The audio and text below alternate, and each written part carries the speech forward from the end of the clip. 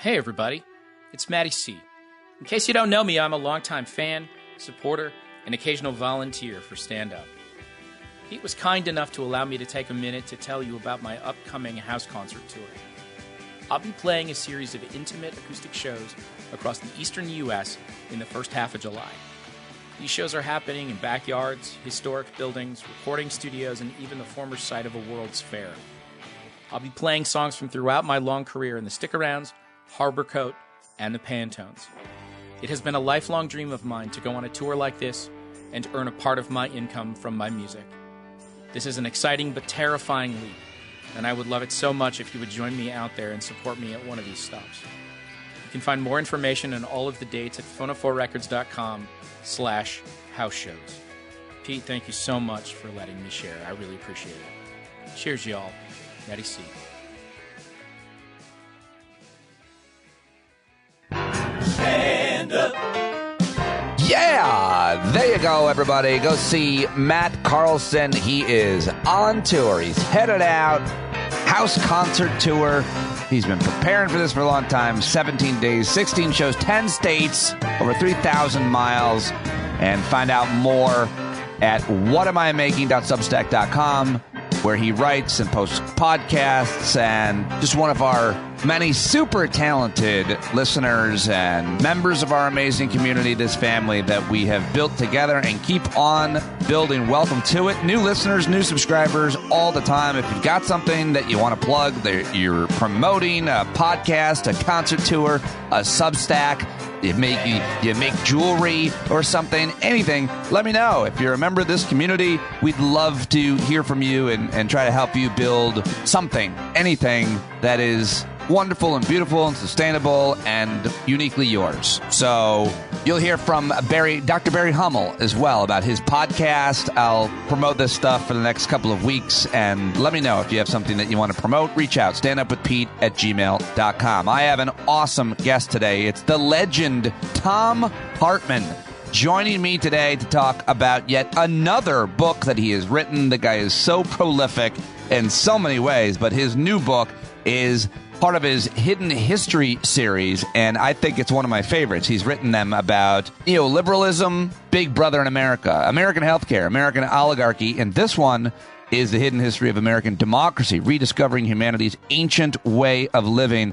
This is also one of my favorite interviews I've had with him. It's real fascinating. He always is. I so enjoy him. I've been a fan of Thom Hartmann's for a very long time. I think he's simply one of the smartest people in all of political media, broadcasting in general. There's so many issues that he can talk about, including, by the way, his thoughts on ADHD, which he's written several books about as a result of his son being diagnosed with ADHD when he was a young boy. And Thom, I asked him about that at the end of the interview, and he gives me a thoughtful answer on that as well. So I think you're really going to love this conversation with Thom Hartmann. I don't have a big, long news segment today because it's the Friday show, and I don't do the news on Friday because I do the Hangout on Thursday nights. Is what we did last night. It was awesome. We had a great time last night. A lot of laughs. I mean, it was probably one of the most hilarious hangouts that we've had. I think we had about, 40 people there, but we spent a lot of time at the beginning talking about this horrible tragedy under the sea, the submersible that imploded,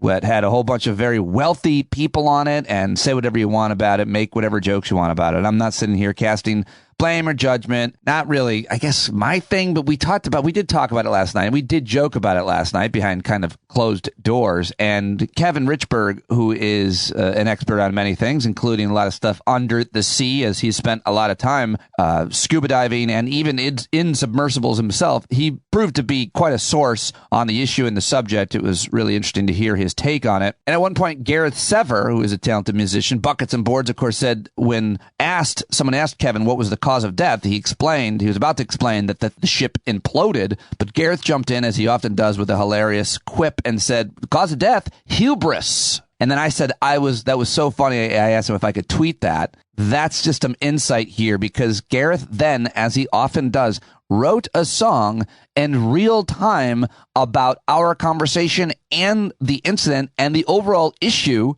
of wealthy people doing these kinds of things and us overcovering them while undercovering things like refugee ships, migrants on ships capsizing and people dying. And I said to Gareth, good luck. If you're going to write I said, Gareth is going to write a song about this. Good luck rhyming with hubris. And guess what? He did it.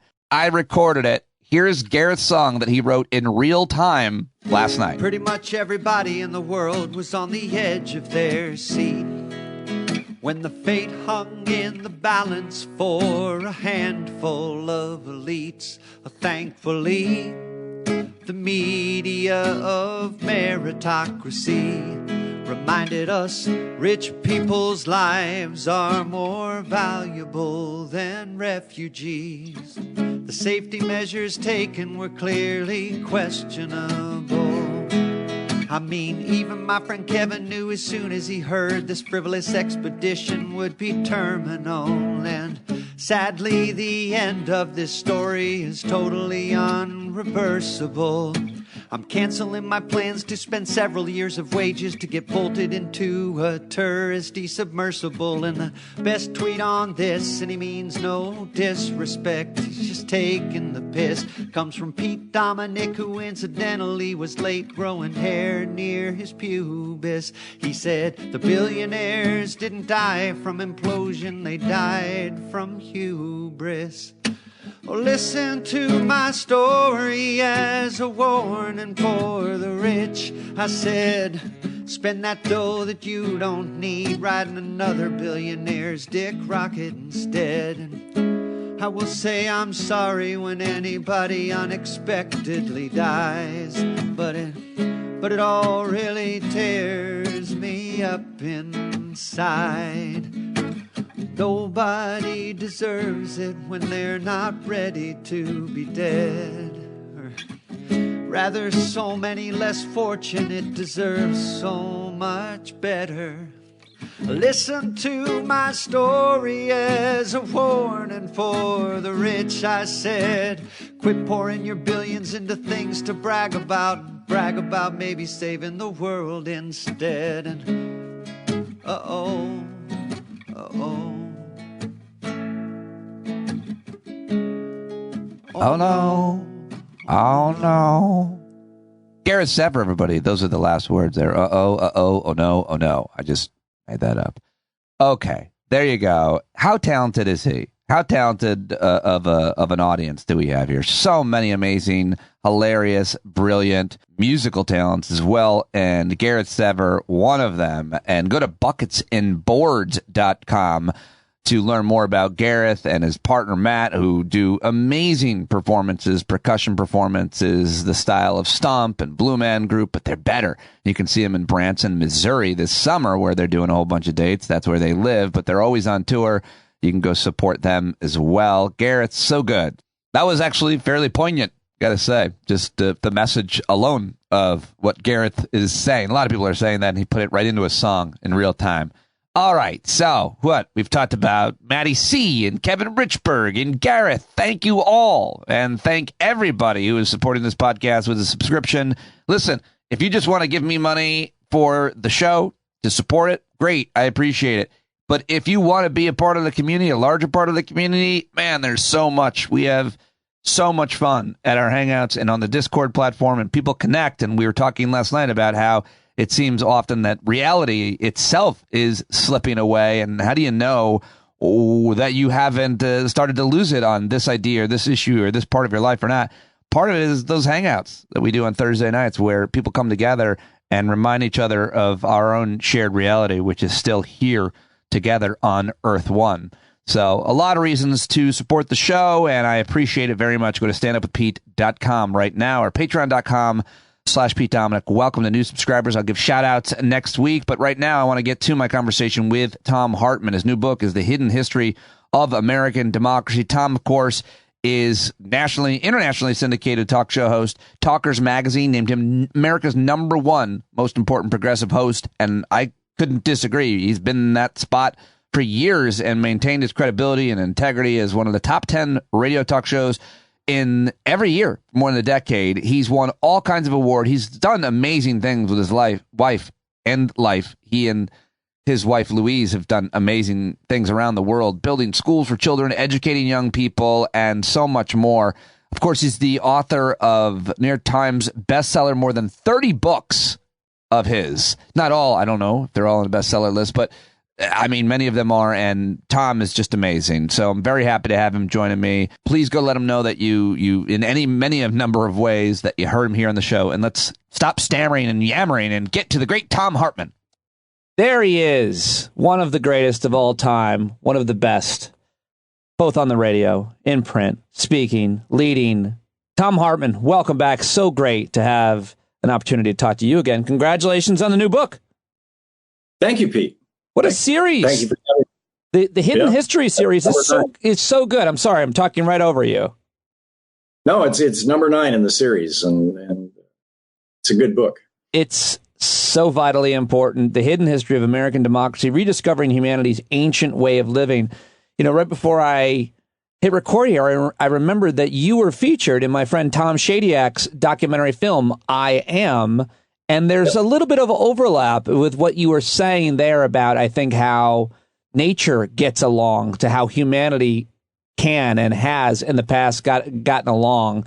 And you certainly talk about tribal people here in the States and elsewhere. How far back can we go, and how much into nature can we go to talk about democracy?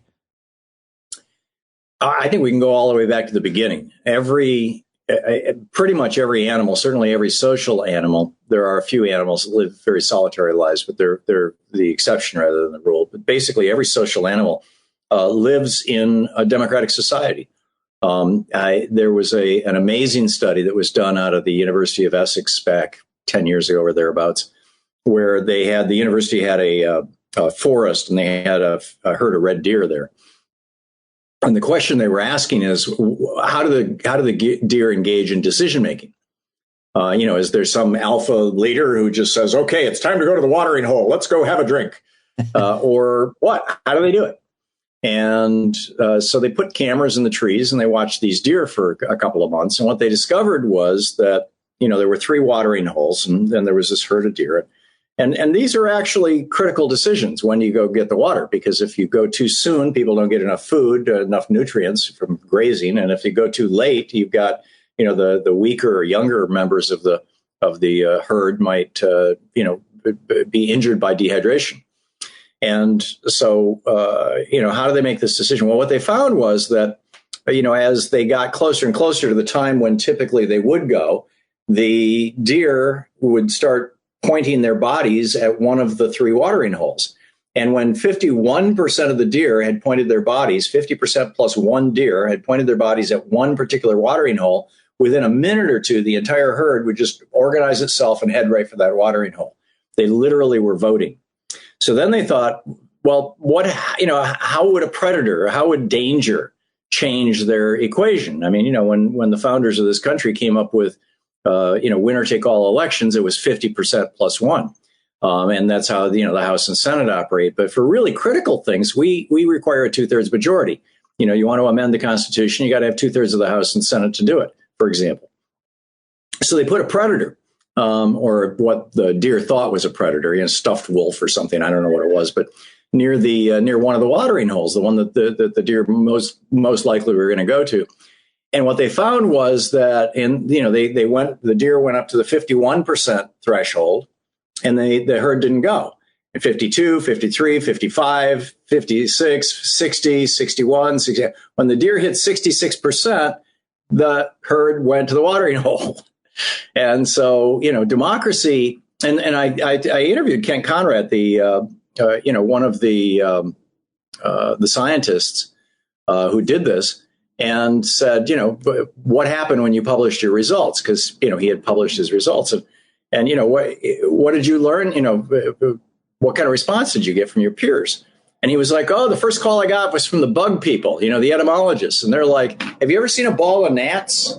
There's just it's a swarm. It's like a ball of gnats, and they literally move around in the air, in the summertime. How do they know where to move? And how do they all stay together? Well, it turns out that every gnat is flying with 2 wings, and each wing beat is a vote. And when more than 51% of them move, 3 degrees to the right, the whole ball of gnats moves 3 degrees to the right. And, and then he said, the fish people called me, the ichthyologists, and they said the same thing, I always thought the fish had to be telepathic. I mean, you watch a school of fish and they're going along like this, and then all of a sudden, zoom, they go off in another direction. Well, it turns out that they're all voting. And, with every motion of their body. And when 51% of them point in a particular direction, then the whole school of fish goes in that direction. There is no leader. Same thing with birds. In fact, birds take turns being leaders when they're migrating. But it's a vote. It's a consistent vote. Democracy, and the reason that democracy is wired into all life forms, basically all animal life forms, is because it's the optimal way to make decisions. If you maximize the number of votes, essentially, you minimize the probability of a negative outcome. You maximize the probability of the correct outcome. And when it's really critical, you push that to 2/3. So, it's been with us forever. This idea that, we need a Führer or a leader or a dear leader or a king or an emperor or a pope. This is all relatively recent stuff, pretty much the last 7,000 years, really in a big way, the last 3,000 years. Throughout most of humanity's history, we have organized ourselves democratically. And to this day, Aboriginal and Indigenous people all around the world continue to organize themselves. And you talk about Aboriginal and Indigenous people in the U.S. You talk about that we weren't so focused on, or the founders weren't necessarily drawing entirely from Greek and Roman democracies, European democracies of the time. But you write a lot about, and I had no idea, about Native Americans' actual influence, tribal influence in the founders' views on democracy. But then you mentioned, we didn't have a Führer and we didn't have a dictator and all that. So as I'm reading this, I'm like, well, what about the chief? Didn't the tribes themselves have leadership committees that made decisions? And that's about as far as I know. But you write about it a lot here. When you ask, were they citing the Native Americans, the founders, in your new book? Yeah, they absolutely were. And that question of leadership in Indigenous communities, at least Democratic, not all Indigenous communities are Democratic, just the majority of them. But that question of leadership, the chief in the Onondaga or the Iroquois or the Huron, the Iroquois Confederacy tribes and others, the chief was arguably the person with the least amount of power in the community. That person was the servant of the community as opposed to the lord over the community. And in 4 out of the 5 Iroquois nations, only women could vote for leadership. So, the women were making the decisions, which, now in looking back seems like probably was a really good decision, really good idea. So, you would have, there would be leadership roles, like the best hunter would kind of lead the hunt because he had proven his skill set at that. But when he was no longer the best hunter, then somebody else would lead the hunt. But even then, the idea that anybody could tell other people what to do was just anathema to most of these communities. You say that Native Americans changed the world. Ben Franklin is implicated this. Thomas Paine, you write, the man credited with having written the tract that kicked off the American Revolution, also influenced. Go ahead. Well, it really started in the 1600s, the late 1600s and the early 1700s, as the French missionaries in particular were building these missions to Native American communities and the Iroquois and others to the west of the Iroquois. And they started bringing some of these people back to France and in the early 1700s. And at that time, there was this fad, a very fashionable thing. It was called salons, where wealthy women would invite, prominent people to their home, and then they would have a guest speaker. And there were several of these Native Americans who spoke fluent French as a result of their contact with the French missionaries, who went to France and challenged the idea of a king and challenged the idea of nobles and a hierarchical society, and did so aggressively and with great eloquence. And the consequence of that was that a whole bunch of French and German philosophers had their worldviews influenced by these people, from Voltaire to who's the guy who did the noble savage? Jean-Jacques Rousseau. Oh, it was on the tip of my tongue.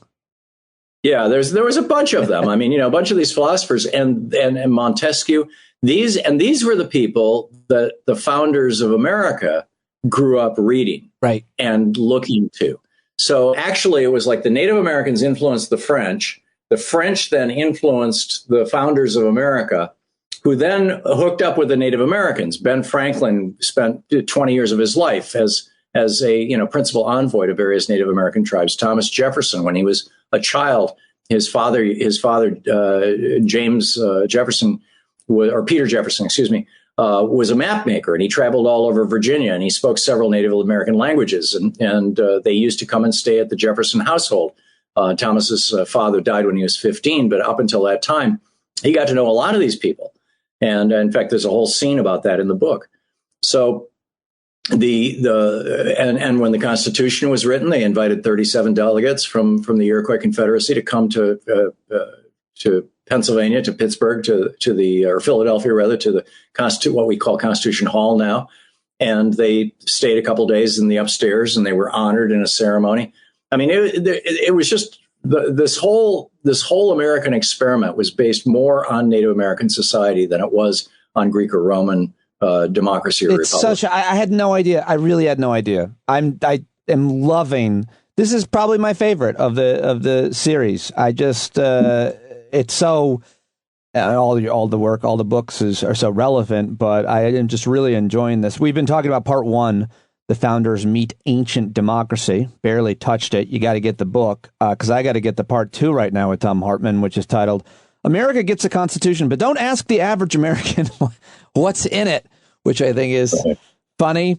You talk about the Electoral College, the Supreme Court, 3, quote, equal branches of government. But, of course, my favorite part is to do with guns and the Second Amendment, which you actually wrote a whole nother book about. But you're right. The founders wanted us to have lots of guns to shoot at tyrannical politicians. Is that right, Tom?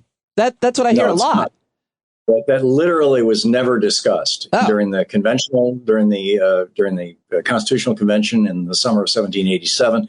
It was never discussed in 1791 when they were putting together the Bill of Rights. No, it was never discussed. It was never discussed in the context of the Second Amendment. The Second Amendment was written for 2 purposes. The main purpose, which is why Jefferson was lobbying for it, and he was kind of the father of the Bill of Rights. He was the one who made those demands. He was the one who said that if a Bill of Rights was not attached to the Constitution, he would withhold Virginia's vote for the Constitution, which would have ended the whole process. And what he was concerned about was that over and over and over again, if you studied European history, governments were taken down by their own militaries, by military coups.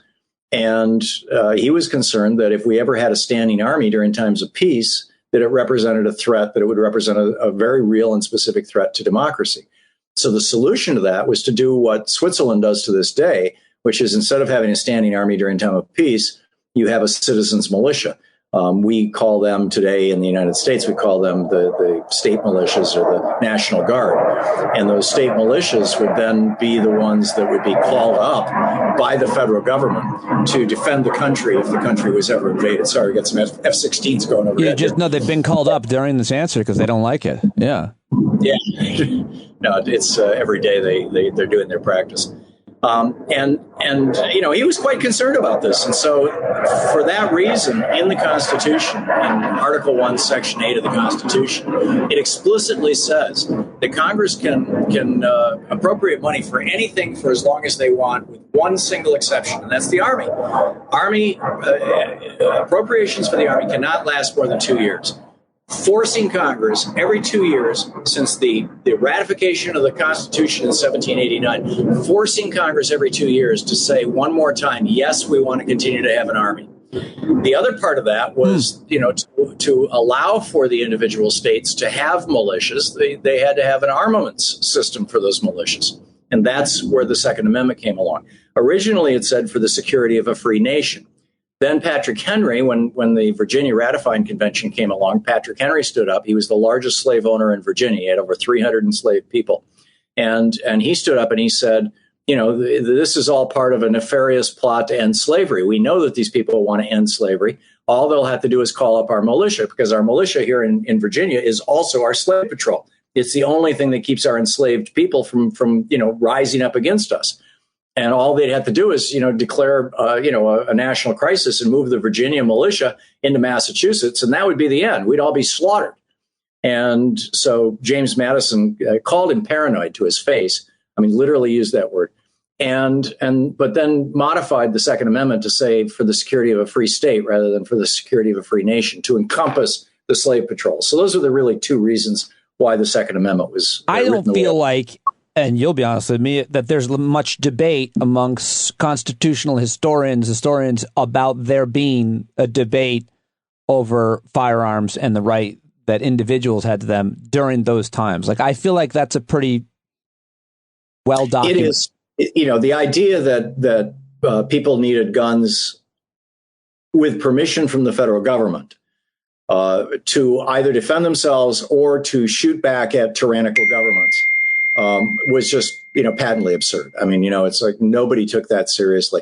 And it was so absurd that when Scalia wrote the Heller decision, in which he found that there's this individual right in the Second Amendment, he couldn't quote any of the founders.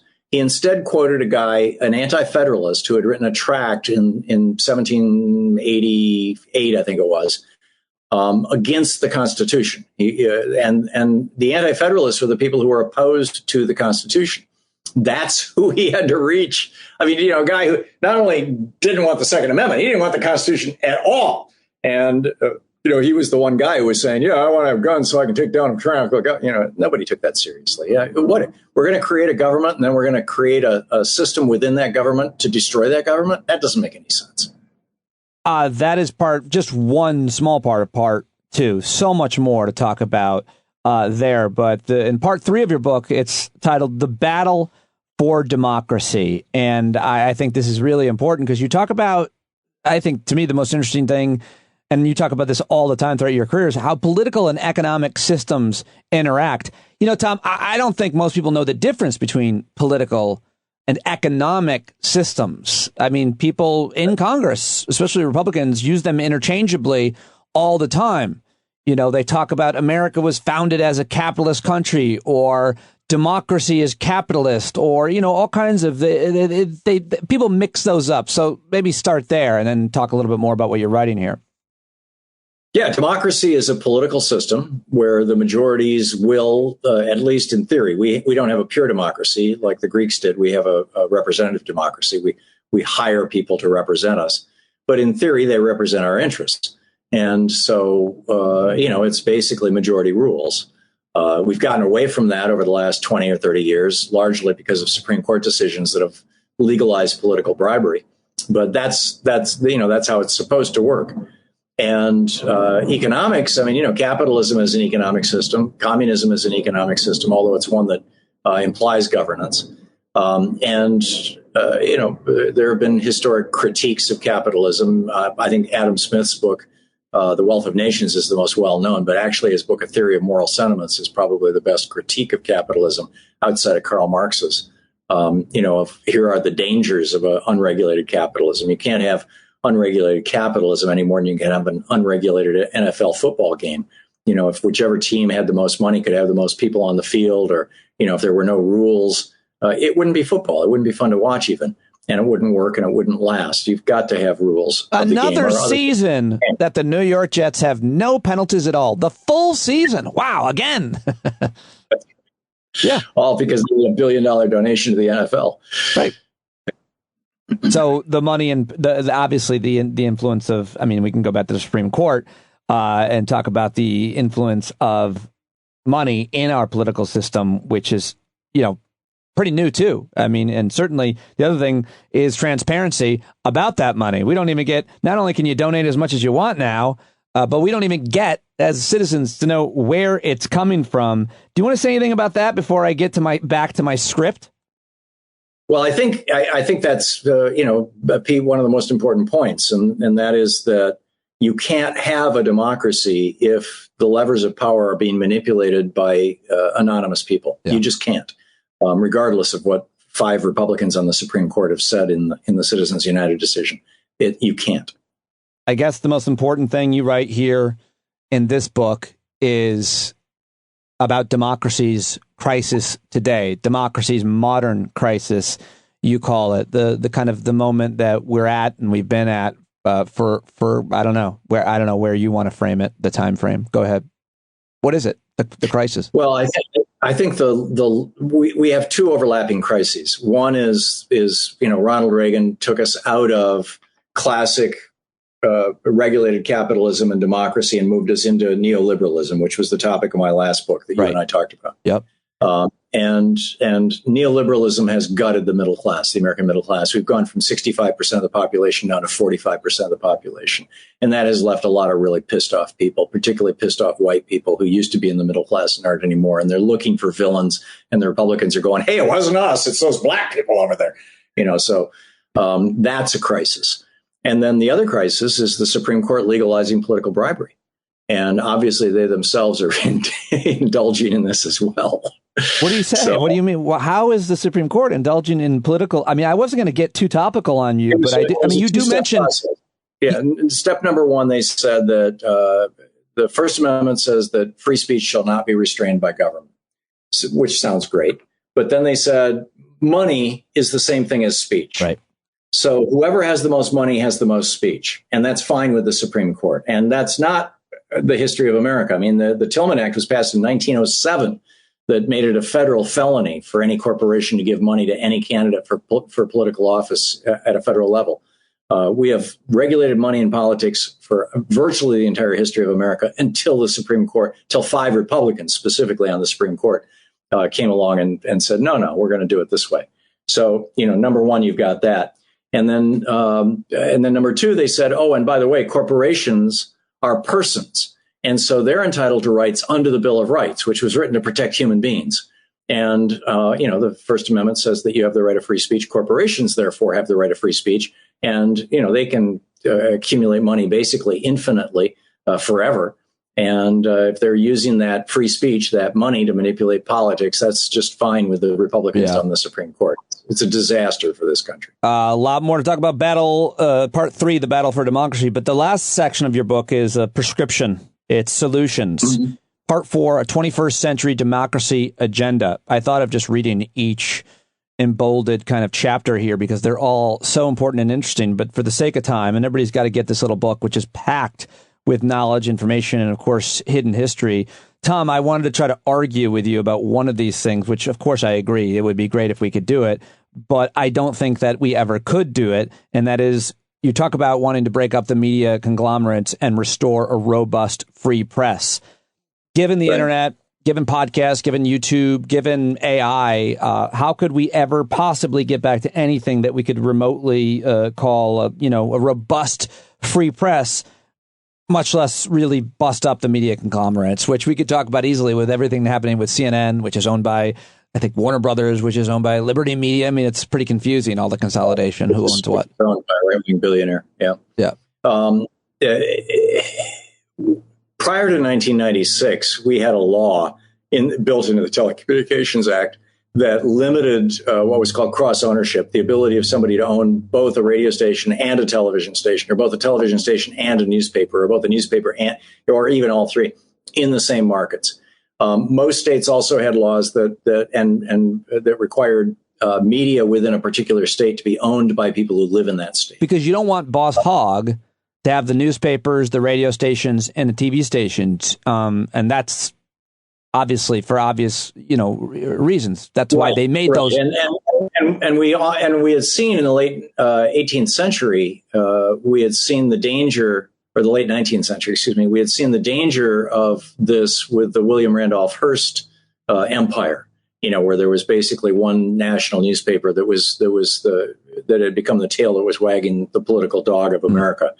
And so this is why a lot of these states had these laws, and you had a lot of local. Now 50% of all the local newspapers in America are owned by 3 hedge funds out of New York. That's wrong, and those hedge funds are run by right-wing billionaires.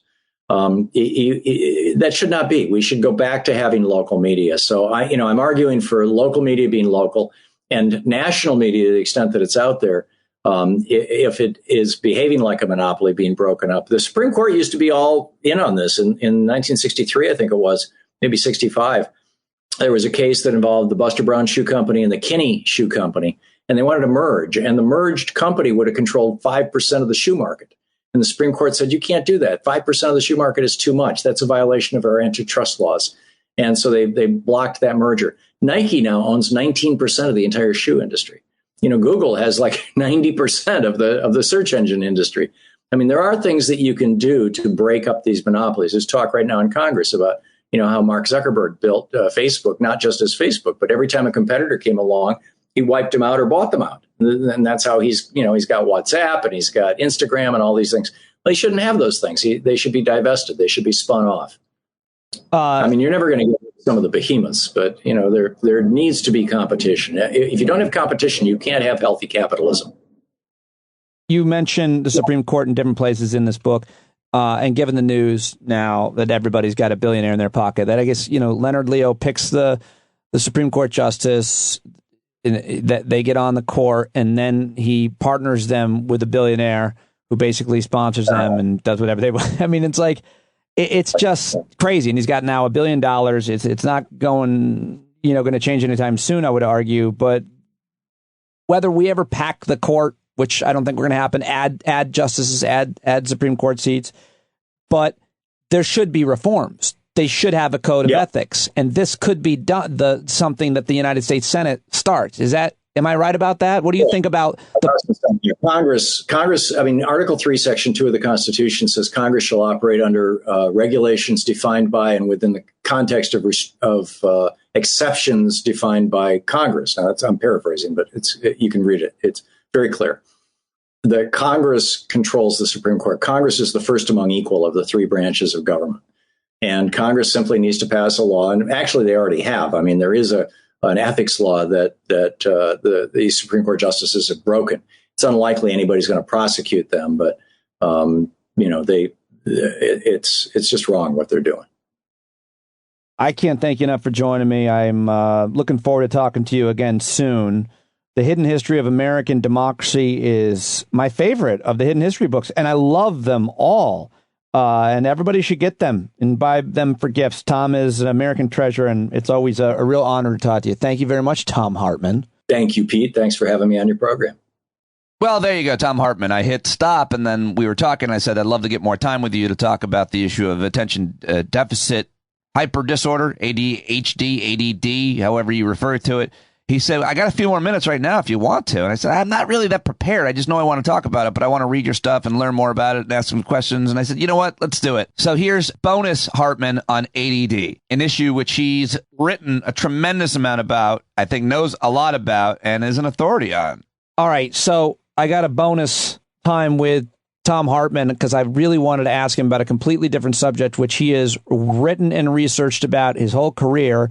And while he is not talking and writing as much about the issue of attention deficit disorder, he still feels the same way he always has about what the research showed him and what his hypothesis was years ago when he started researching this. What is it, Thom? What do people, really need to know? Because I feel like we're talking about this now more than ever, given the ubiquity of phones.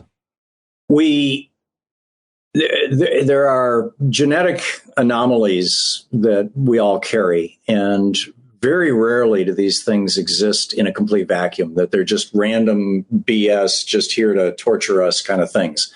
We know, for example, that cystic fibrosis actually protects people from tuberculosis. And, 1,000 years ago, that was a big deal. When people didn't live that long anyway. We know that sickle cell anemia protects you from malaria, which is useful if you live in Africa. It's not useful if you live in Mississippi. So the question in my mind back in the 90s when I was researching this, because my son had been diagnosed with ADHD, was where did this come from? Why is this in our gene pool? What sort of adaptive benefit could ADD confer on humanity? Why has it persisted in our gene pool for 3 million years or for 300,000 years, fully human humans? And what I came up with, I was reading a Scientific American article about hunter-gatherers and how their societies were organized. And I was falling asleep. And suddenly it just hit me that in a hunting, there's 3 cardinal characteristics of ADHD, the distractibility, impulsivity, and risk-taking. And, if you lived back in the hunting gathering time, and you were not distractible, you might be walking through the forest and not notice that rabbit over there that's going to be your lunch, or for that matter, that bear over there who wants to make you its lunch. So distractibility, constantly monitoring your environment, would be an asset. It would be a survival skill. Impulsivity, making quick decisions. You're walking down the trail, looking for lunch, and a rabbit, looking for a rabbit, and a deer goes by. You don't have time to sit down, pull out a pad and a pen and say, well, let's do a risk-benefit analysis. Rabbit, easier to catch. Deer, more meat. No, you have to make a decision that fast and be acting on it before you even realize you've made the decision. Cognition, following, behavior. That's literally the dictionary definition of impulsivity. And it's, again, a survival skill in a hunting gathering world. And finally, risk taking. Well, hey, if you wake up in the morning and go, I don't want to go out there. There's lions and tigers and bears out there. I don't, that kind of person doesn't survive in that world. You'd have to be the kind of person who wakes up in the morning and goes, hey, I want to go out there where there's things that want to eat me as much as I want to eat them and find lunch. So then on the other hand, what happened when we flipped into the agricultural world 10,000 years ago with the agricultural revolution? Well, if you're a farmer, being distractible is a terrible thing. You've got to go out there and pick bugs off plants all day long, row after row, bug after bug, plant after plant. And if you get distracted by a butterfly and go wandering off, the food doesn't, the plants get eaten. You can't be impulsive. You can't say, well, that wheat was great last year. Let's try something new. I'm bored. Let's plant ragweed and see what happens. Well, what happens is everybody starves. and if you were a risk taker and you're sitting around the farm going, well, I've been picking bugs off plants every day for the last 3 months. I'm kind of bored. I think I'm going to go someplace else.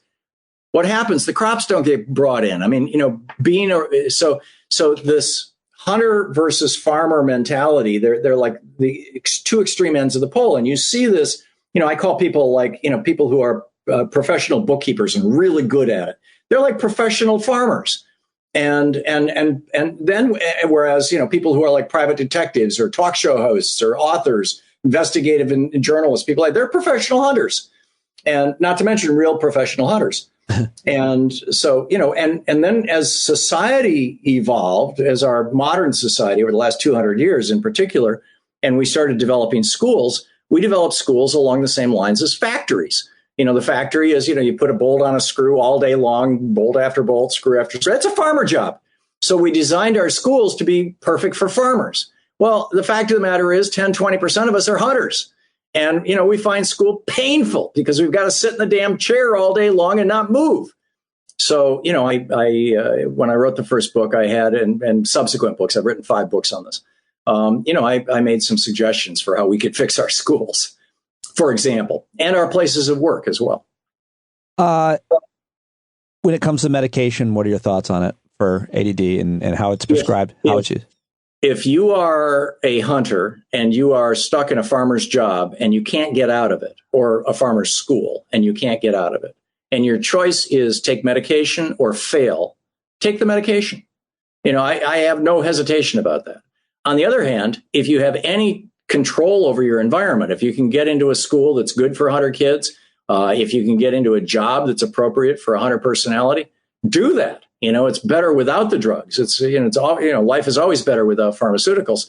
But, I'm not an opponent of drugs. I am an opponent of over-medicating, which I see a lot of. Yeah. And I am an opponent of routine medicating.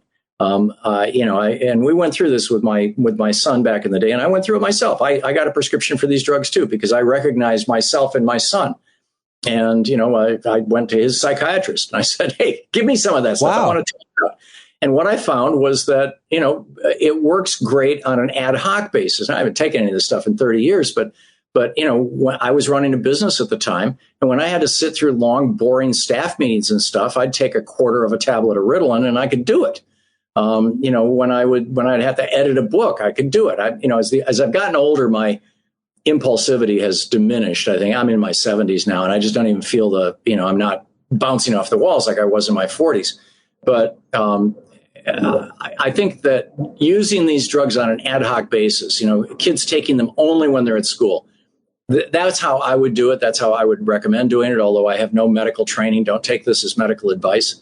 But from what I've seen, And not just in my own life, but in having interacted with literally thousands of people with ADHD and having advised schools, dozens of schools, maybe well over 100 schools in the United States and 4 or 5 other countries, that this idea that kids have to be on this medication at home, they have to be on it, 24/7, they have to be on it on weekends. That's wrong. That's just wrong. Yeah. Well, I appreciate the bonus, and I'm going to ask for one more bonus, a quick one. What do you might be one of the best debaters on almost any issue that I know. I'd put you on my fantasy debate team. Thom Hartmann against anybody. What is your opinion of this controversy or this general concept of a scientist, like a vaccine scientist like Peter Hotez, going on a show like Joe Rogan's to debate a person like RFK Jr.? Do you have any thoughts on that? It makes about as much sense as my going on a show to debate somebody who wants to assert that the world is flat. I mean, come on. You debating a flat earth, and what's wrong with that? If the argument that convinces everybody is what you're doing is you're elevating the flat earth person up to the level of a scientist, as if you're peers, as if there's equal weight to both arguments, which is just complete nonsense. That's what I thought you would say. And I agree with you, and I appreciate you, and I will now let you go. Thank you very much, Thom Hartmann. Thanks a lot, Pete. Have a great one. All right. Now that's it. No more bonus, no more conversation. That's it. That's the end of my conversation with Thom Hartmann. So good. I hope that you will go get his new book and get all of his books in the Hidden History series. So informative. Love it. Hidden History of American Democracy. Tomorrow, I will have Eric Siegel joining me for a Saturday episode of Stand Up. I try to put as much as I can out every week. That's the new goal. Who cares? Let's get it all out there. I love having these conversations. I'm able to quickly book people, record them, edit, and post them in ways giant corporate media can't, and even small independents like myself are unable to do because they have to rely on other people. For me, it's a one-stop shop here in the shed. If you want to support me, please do right now. Patreon.com/Pete Dominic. And since we were talking with Thom Hartmann about democracy, let's do another great quote on democracy. This apparently is Thomas Jefferson in 1816 said, "The end of democracy and the defeat of the American Revolution will occur when government falls into the hands of lending institutions and money in corporations." Are we there yet? Thomas Jefferson, thank you very much for that. Thank you very much for listening. You bumblebees here at the end get to hear a promo for Barry Hummel's podcast. Dr. Barry Hummel, longtime listener, supporter, and good friend of mine and the show, and his daughter host a great podcast. And don't worry, I'll put this in a better place than right here at the end, so hopefully more people will hear it as well. But I thought this would be a fun thing to end on, too. Go listen to Barry and Abigail on Pops on Hops. Welcome to the Pops on Hops podcast, where we listen to some pops, drink a little hops, and I get to hang out with my pop. I'm Abigail Hummel. And I'm Barry Hummel, and this is our little exploration of beer, music, and family. During each episode, one of us will bring a musical assignment to the table. And the other will bring a selection of craft beers from a brewery of their choice. Our goal is to discover and share new or old music that we may have missed out on due to the generational divide between us. All while sharing and discussing some delicious craft beer along the way. Our regular episodes drop every other Friday, but don't be surprised if we sneak in a few bonus episodes featuring artist interviews and other alternative content. And if you want to join the fun, consider submitting an album selection to our virtual jukebox. Visit popsonhopspod.com for more details. In the meantime, you can also find us on Facebook, Twitter, Instagram, and YouTube at Pops on Hops Pod, or you can email us at popsonhopspod@gmail.com. Bye. Check out Pops on Hops, everybody, and have a great weekend.